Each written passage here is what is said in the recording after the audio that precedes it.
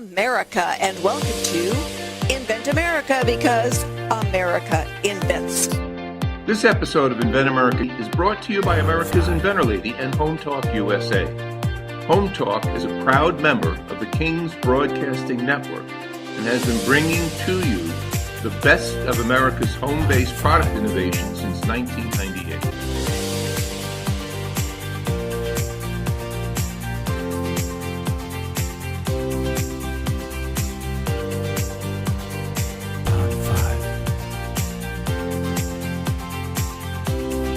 This segment of Invent America TV is brought to you by the law offices of R.P. Baraska. RPB law offices have been bringing corporate-level legal expertise to the independent inventor community for more than 20 years. For all your inventing legal needs, trust rpblawoffices.com.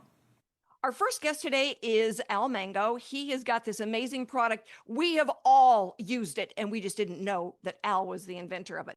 And as I said, my first guest today is Al Mango with MangoRock. You are not a rock band, correct, Al? Correct. So tell everybody a little bit about yourself, Al. You know, you were an artist. You still are an artist, but give us a little bit about your background. Well, Rita, I started out basically as just a geeky kid that loved to draw. I wanted to be a Marvel Comics artist years ago. And my father actually started to teach me concrete. We were South Jersey, Italian guy. He said, you got to learn concrete. You just got to learn concrete. So we started doing steps for the house and everything else. And we built our first step together. And I started realizing I could use that knowledge and begin to use my artistic knowledge and bring them together. And that's when I began to realize that there would be a market for artistic concrete. Well, you know, I don't think most of us think of concrete as being artistic. So, you know, good for you. And, you know, as an inventor of the process, correct? You invented the process, and that's what your patents are on. Correct. All right. So as you know, kind of transition from, you know, making steps and sidewalks with your dad into the art world of concrete, you ended up working for Universal Studios in Florida? I did. What were you doing? Tell everybody. It's like, you know, like I said, we've all seen your products everywhere. What are they seeing? How would they say, oh my God, Al did that? Well, while I was they hired me to basically become a scenic artist. I moved from there to be a scenic supervisor, and I started developing new techniques in paint, concrete, and then I moved from concrete into lightweight concrete or lightweight foam with polymer mesh, and moved from just building the entire thing out of concrete into taking lightweight faux rock and developed it with a polymer mesh. And I started building rocks for Chevrolet, for Nissan, for Toyota, for Ford. And I used the retaining walls built of a lightweight EPS foam and basically put them all together, and now you have rocks all over the country that can hold 50,000 pounds. Wow. Well, you know, for our listeners out there, when you drive by a car dealership and you see a display out there that's got, you know, a vehicle up on a bunch of rocks, those rocks were Al's invention. That's where his technology is. Correct, Al? Correct. It's got to be a real high to drive by and say, wow. Yeah. Oh, yeah. Oh, yeah. I started, now we were talking about Michael being a Cajun. I actually built the faux rock around the elephant fountain at the Audubon Zoo in New Orleans. Cool. And I started developing the lightweight foam right there when I sculpted the entire right shoulder of the elephant, the fountain, and the baby elephants for the Audubon Zoo. Wow.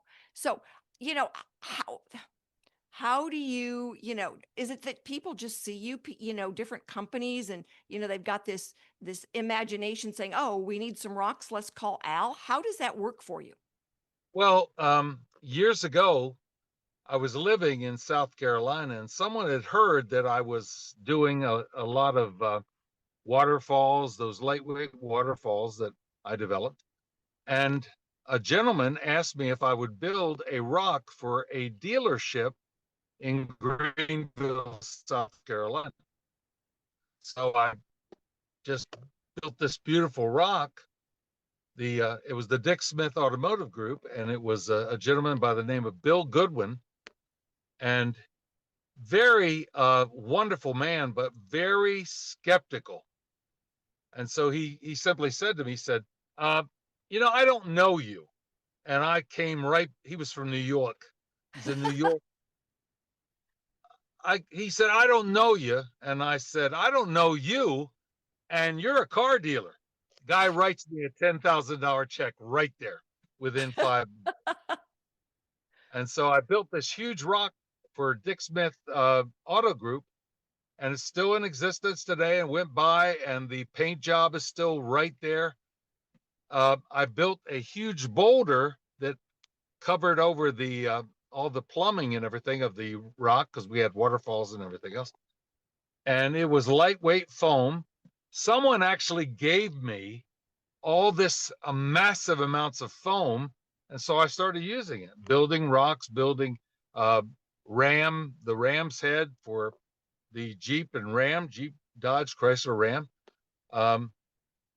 Built the Ark of the Covenant. That got me into Paramount Studios, replica, and just started doing my artwork. Well, that's, it's an amazing story that you've got that, you know, you don't even have to do, a sales pitch for this. People just drive by and see it. And, I'm sure that different varieties of social media where somebody goes out and takes a picture now and they post it and they go, "Oh, we need one of those in our yard," or "We need one of those in the parking lot." That you kind of sell yourself. Well, thank you. Thank you. Well, Dollywood saw that rock in South Carolina, and they asked Yeah. me to build. I built a 150-foot long rock that was 34 feet high. It was Wow. huge. It was a Wow. cliff, basically, for the mystery mine. Well, you're going to stick with us. We're going to have some more questions for you when we get back. Right now, Okay. we are going to run off and pay some bills, everybody. But I want to let you know, if you know anybody out there who's working on a project and they need a good service provider, if they've got questions about maybe being an inventor but don't really know, have them get in touch. We answer questions all the time, no charge. We want to help everybody get it out there. And if you're working on something and you want to be on the radio, it's free. Have them get in touch. But stick with us, everybody. We will be right back with MangoRock. This segment of Invent America TV is brought to you by SearchQuest Patent Search. SearchQuest provides for a comprehensive patent search that searches the entire world and not just the U.S. Patent Office. Make sure that before you spend those big bucks having a patent written, you've done your due diligence by getting a comprehensive patent search. Use SearchQuestPatents.com for all your patent search needs. They scour the world for you. Hey, everybody. Thank you so much for being with us today. And this is Invent America, because America invents. We have been solving the problems of this country for centuries now, and we will continue to do so. All right, so we are here talking with a great inventor, Al Mango, and he has got a product that we have all seen one way or another out there. But Al, I am sure that you have just had some fun stories over the years about people suggesting things. Mango's your last name, but when you put MangoRock in there, it sounds like it's a really cool song, dessert, or dance.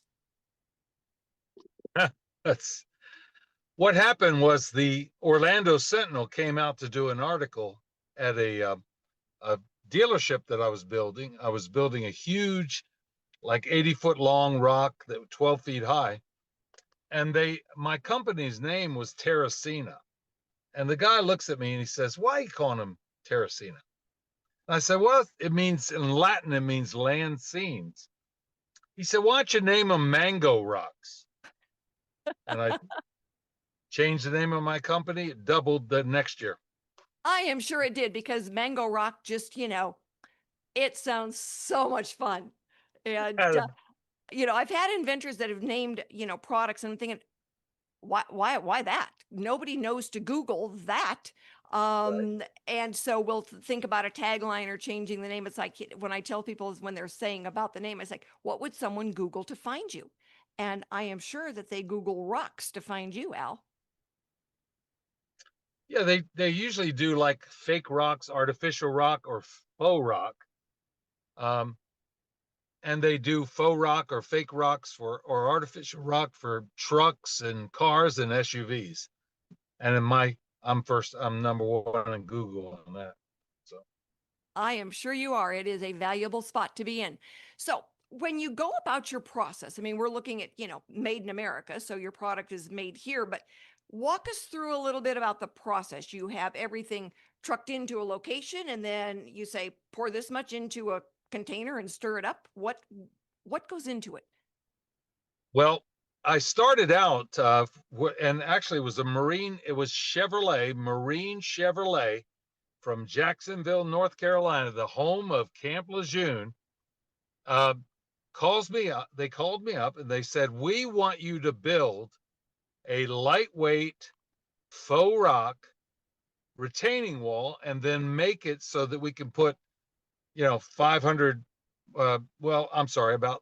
about 80,000 pounds of vehicles on top." Wow. So huge retaining wall. And in the retaining wall, I built a lightweight bow tie, the Chevy bow tie, the Chevrolet, so that it actually could glow in the night. Well, we had people coming in. Every Marine at the base was coming through the dealership lot because they lit it up, and it was beautiful, beautiful rock. And they still stay in touch with me about that. Wonderful people. I actually was hand painting it, the area around the bow tie, and a gentleman pulls up, and we're talking. He's a Marine. I have a deep respect for the American Marine because my uncles were all Marine. My father was Navy. My uncles were Marines, and he's talking with me, and I'm hand painting. He says, "I love this Silverado," and I said, "Hold on." I go inside. I said, "There's a guy out here that wants to buy this Silverado that's on the top of the rock." He walks out and sells it within 5 minutes. Wow. Did he It's a drive it focal. off the top of the rock? He had somebody else. Yeah. I mean, after storming the beaches of Saipan, I don't think he wanted to mess with. Driving off Al's rock. Correct. Yeah, yeah. So when you get orders that, Al, in another country, so you then you go, you kind of scope it out and see what's going on, and then you order the product to make the rock. You're the main artist. Are you sketching this out, before you go and mock it up? Yes. The lightweight displays, and you can, I mean, with a foam, a 2-pound, what's called EPS foam, with polymer mesh, and some of the materials I use, some of the materials were used in the dinosaur bones at Jurassic Park. Wow. Things called Flexirock and flexible cement and everything else. I've used fiberglass and stuff, but I can build them in America. I can build them in the United States, ship them anywhere. I just came back from the Middle East. I went to Cairo, Egypt. I went to Doha, Qatar. They flew me first class, which was not too bad. Yeah. I think they were interested. And then I went to Riyadh, Saudi Arabia. All I did was talk. All I did was share. Everyone's interested. Everyone's interested in MangoRock. And then I went also to Milano and talked with Campari about my lightweight grottos for the marketing of their wine cellars and stuff like All right, I've got to ask you a personal question, Al. Did you ever ship any of those dinosaurs to Dinosaur Park in Rapid City, South Dakota? that. No, I didn't. But you know what? I've done some dinosaurs. Well, that's where I grew up. I spent a lot of time as a kid up there, and I know they replaced those dinosaurs. Man, next time, and my nephew lives right below the mountain. I'm gonna send them your name and say next time you have a dinosaur done, you need to use some MangoRock out there. Yes. One of the best things to make dinosaur bones, believe it or not, is fiberglass. Is Bondo that you would use for Bondo in a car Huh. for So repair. you're worldwide in your scope now. So when somebody goes to you talked about Dollywood. What are some of the other family theme parks where somebody would go and see your products, your artwork, Kings, your masterpiece? They're masterpieces. oh, Kings Dominion in north of Richmond, Virginia, Doswell, Virginia. Um, I did the Tomb Raider ride. Now that was sold out. It was sold from Paramount Studios, and it became part of the Sandusky group. So they don't call it Tomb Raider anymore, but I've got everything, all the props there I built.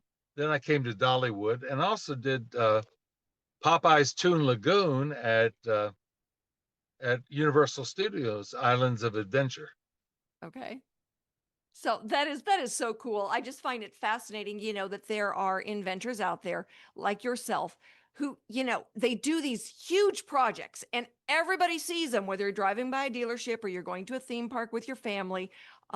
Everybody sees them and they go, "Oh, isn't that cool?" But we never know where they started from. And in Correct. your case, they started from a man that was doing sidewalks with his dad, and going, "I really don't want to do sidewalks, Dad. I want to do something else." But Yes. you paid honor to your dad by taking the technology and making it bigger than sidewalks. Well, actually, my father was a great concrete guy. He was absolutely a genius, and my mother was an incredible artist. So I kind of merged them. You did. You did.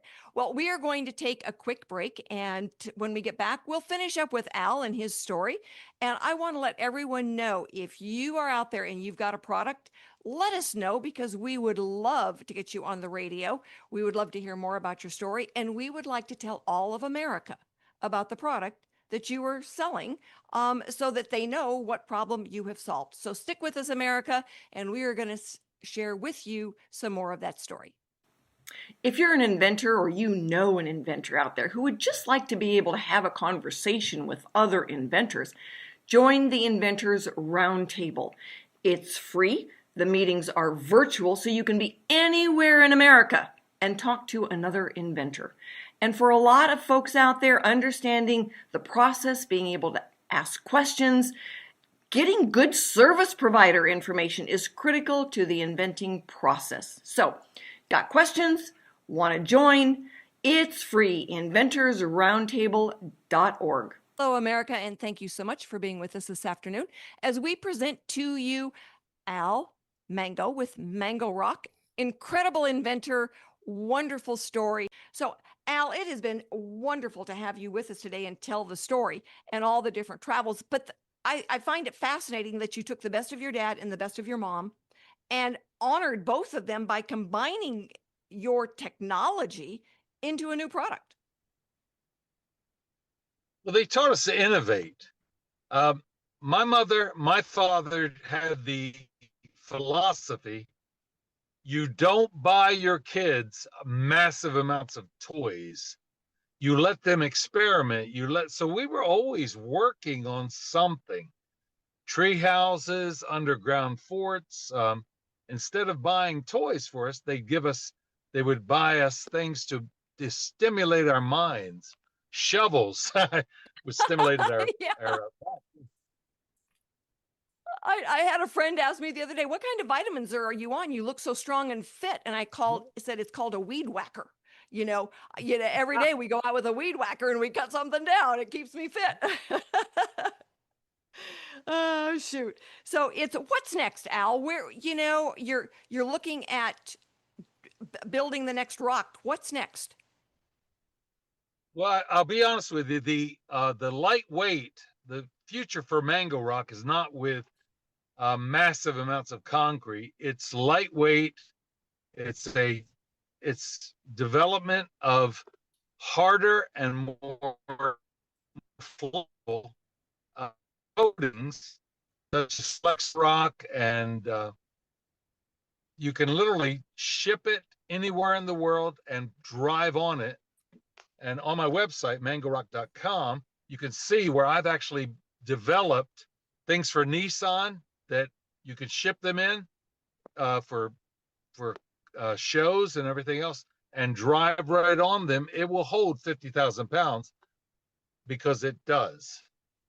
Well, and I've been to your website a couple of times and looked at the incredible displays that you've got there and the equipment that is sitting on them. It's impressive and it's massive.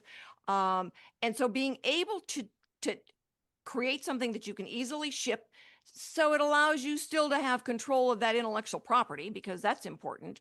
And just, it makes a big difference for you to be able to make it here and ship it than to have to go there, order all the materials. Installation is one thing. Starting from scratch is something completely different.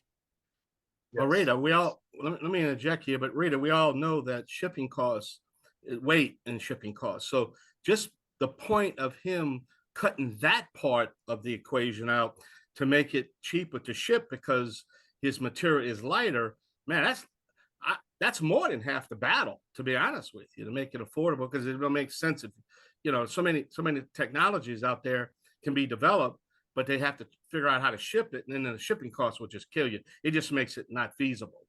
So Al, man, kudos to you to figure it out, just on the shipping part of that. You know what I'm saying? Thank you. Yeah. Thank you. Yeah.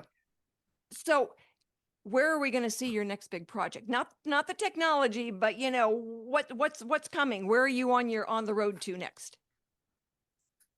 I've got a lot of movement right now in Florida.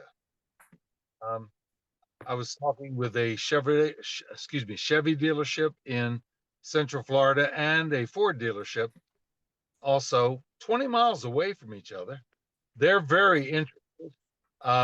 The Middle East is opening up to me big time, and I can't do work in the Middle East in the summer, but I can do it in the winter. When I was in Riyadh, Saudi Arabia in January, and in Qatar, mid-January, it was perfect weather. Most of the dealerships in the Middle East are huge under roof, because believe me when I say this, when I went to Dubai in 2016, 128 degrees, and wow. It was just too hot.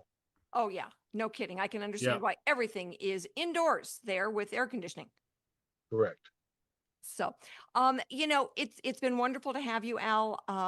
You are certainly, you're not doing the basic consumer product, and yet the basic consumer sees you probably on a regular basis. So the next time you're out there, American, you drive by and you see a big rock display, you can say, thanks, Al.